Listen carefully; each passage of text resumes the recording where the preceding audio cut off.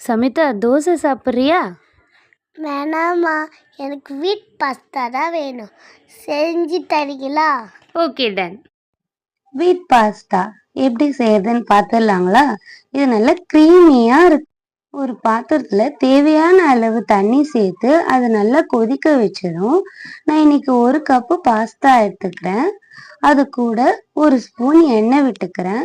அது ஒன்னோட ஒன்று ஒட்டாது. நல்லா இந்த அளவுக்கு பாஸ்தா வெந்ததும் இதை எடுத்துக்கலாம். இதை இந்த மாதிரி இருக்கும். ரொம்ப ஓவர் குக் பண்ணக்கூடாது. இது ஒரு பவுல்ல ட்ரான்ஸ்ஃபர் பண்ணிக்கலாம். இது ஒரு பக்கம் இருக்கட்டும்.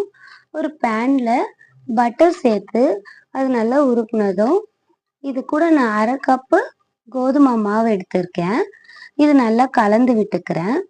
இது லைட்டா கொஞ்சம் வறுத்ததும் இது கூட நான் 1 டம்ளர் பால் சேர்த்துக்கிறேன்.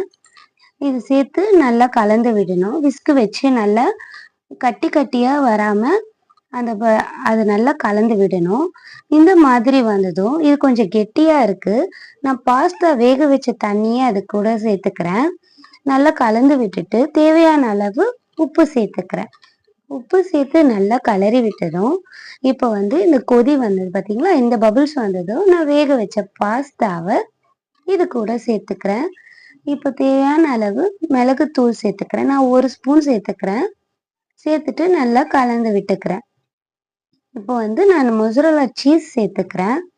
சீஸ் சேர்த்து இதை ஜென்டிலாக கலந்து விடுறேன். நான் ஃப்ரெஷ் க்ரீம்லாம் எதுவுமே ஆட் பண்ணல. இதுவே நல்ல டேஸ்ட்டாக இருக்குங்க.